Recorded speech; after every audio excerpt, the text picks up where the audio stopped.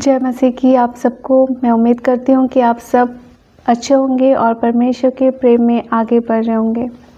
कुछ कहूँ इससे पहले मैं एक स्तुति करती हूँ, परमेश्वर की महिमा करती हूँ, क्योंकि जो भी है सब उनका ही है, तो उनको हम थैंक यू कहते हैं और ये गाना हम एंजॉय करते हैं।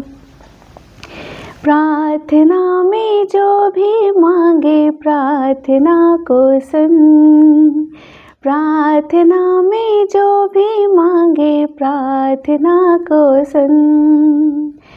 विश्वास योग्य तू है प्रभु, प्रार्थना को सुन।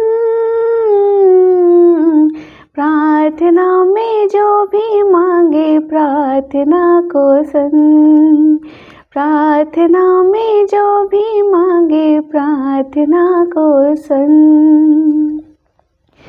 आदि में जैसे तूने चेलों पर आत्मा उंडेला, आत्मा के हम भी है प्यासे प्रभु, आत्मा से भर दे तू।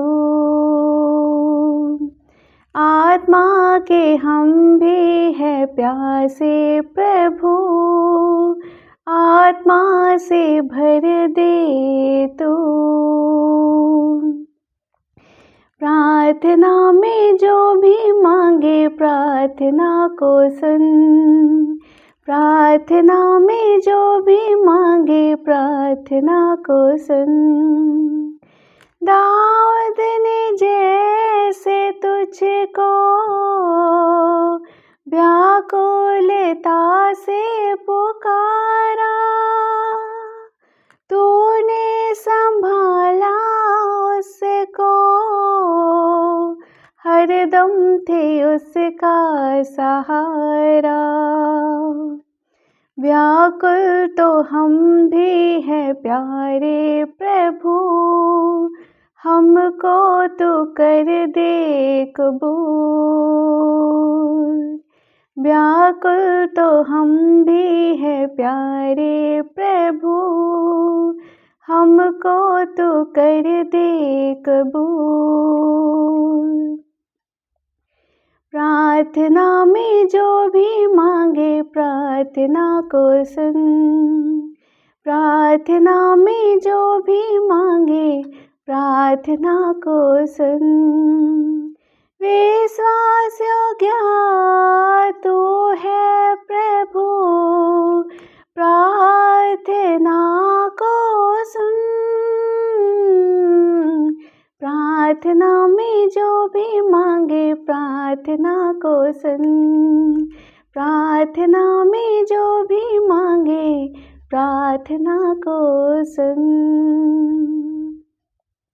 परमेश्वर हमारी हर एक प्रार्थनाओं को बड़े प्यार से सुनते हैं। उसका अगर हम कहें प्रूफ क्या है, तो हम उन सारी बातों को होते हुए देखते हैं जो भी हम उनकी इच्छाओं में परमेश्वर से मांगते हैं। अक्सर मैं उनसे जो भी कभी कभी होता है कि मैं प्रार्थना नहीं भी कर रही हूँ, कि मैं मन ही मन कुछ इच्छा रख रही हूँ और मैं कह रही हूँ कि परमेश्वर काश ऐसा हो पाता। कुछ ही दिनों के बाद ऐसा होता है कि वो सारी चीज़ें घटित होने लगती हैं। तब समझ में आता है कि परमेश्वर आपसे कितना प्यार करता है। आप अगर कुछ कहते हैं, चाहे वो मन में ही कह रहे हों और बड़े प्यार से कह रहे हैं, तो वो बड़े प्यार से सुनते हैं उस बात को और वो खुश होते हैं कि वो आपको वो चीज़ दे। इसलिए परमेश्वर को कुछ नहीं, पर हमारी प्रेज़िंग चाहिए, हमारी धन्यवादी चाहिए और हम उसके लिए वक्त निकालें कि हम उनसे मांगें जो हम चाहते हैं दिल से और उनकी इच्छा में ही मांगें, तो वो चीज़ हमें ज़रूर कबूल होती है, वो चीज़ हमें ज़रूर मिलती है। चलिए हम परमेश्वर के वचन से आज छोटा सा कुछ पढ़ते हैं। तो मैं आज पढ़ूँगी रोमियो का 12